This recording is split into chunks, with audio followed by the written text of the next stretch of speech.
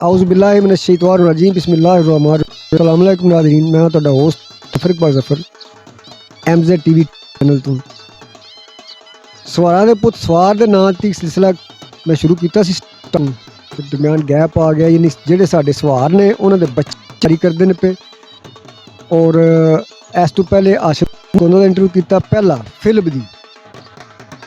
ਚੌਧਰੀ ਅਸ਼ਰਫ ਗੋਂਦਲ ਸਾਹਿਬ ਦਾ ਬੇਟਾ ਉਸ ਤੋਂ ਬਾਅਦ ਜਵੇਦ ਅਮਰਾ ਸਾਹਿਬ ਦੇ ਬੇਟੇ ਦਾ ਇੰਟਰਵਿਊ ਕੀਤਾ ਬਹੁਤ ਅੱਛੇ ਨੇ ਸਕਾਫਤ ਤੇ ਗੱਲਾਂ ਕੀਤੀਆਂ ਬੱਚੇ ਨੇ ਫਿਲਮ ਦੀ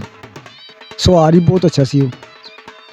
ਔਰ ਅੱਜ ਅਸੀਂ ਰੀਸੈਂਟਲੀ ਇੱਕ ਵੀਡੀਓ ਸੀ ਵੇਖ ਚੁੱਕੇ ਹੋ ਆਫਤਾਬ ਸ਼ਬੀਰ ਵੜੈਚ ਤੇ ਸ਼ਬੀਰ ਵੜੈਚ ਸਾਹਿਬ ਦਾ ਬੇਟਾ ਹੈ ਉਹਦਾ ਇੰਟਰਵਿਊ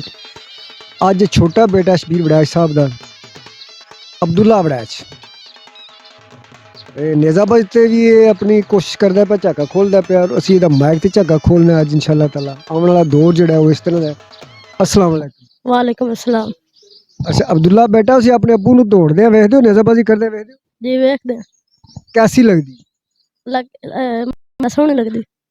अब्बा जी दौड़ਦੇ ਨੇ ਤਾਂ ਸੋਹਣੀ ਕਿ ਨੇਜ਼ਾਬਾਜ਼ੀ ਸੋਹਣੀ ਲੱਗਦੀ नेज़ाबाद सोहनी लगदी ਕੀ ਘੋੜੇ ਦੇ ਬੈਠੇ ਕੈਸੇ ਲੱਗਦੇ ਨਾ ਵੇਖਦੇ ਹੋ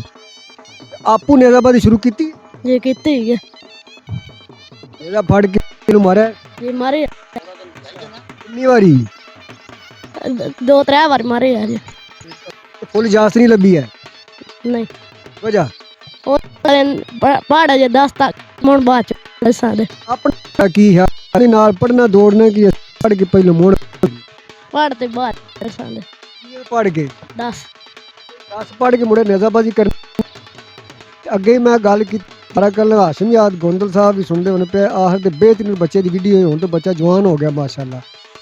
ਉਹਨੇ ਕਿਹਾ ਸੀ ਮੈਨੂੰ ਘਰ ਦੇ ਇਜਾਜ਼ਤ ਤਾਂ ਦਿੱਤੀ ਹੈ ਕਿ ਮੈਂ ਉਹਨਾਂ ਨੂੰ ਆਖਿਆ ਮੈਂ ਨੇਜ਼ਾਬਾਜ਼ੀ ਵੀ ਕਰਾਂ ਦਾ ਤੇ ਪੜ੍ਹਾਈ ਜੀ ਬੈਸਟ ਕਰਕੇ ਵਹਾਂਦਾ ਨੇਜ਼ਾਬਾਜ਼ੀ ਬੈਸਟ ਉਹਨੇ ਕੀਤਾ ਔਰ ਹਾਸ਼ਿਮ ਸਾਹਿਬ ਇੰਤਜ਼ਾਰ ਹੈ ਤੁਸੀਂ ਆਪਣੀ ਪੜ੍ਹਾਈ ਦਾ ਬੈਸਟ ਕਿਸ ਵੇਲੇ ਸੈਂਡ ਕਰਦੇ ਹੋ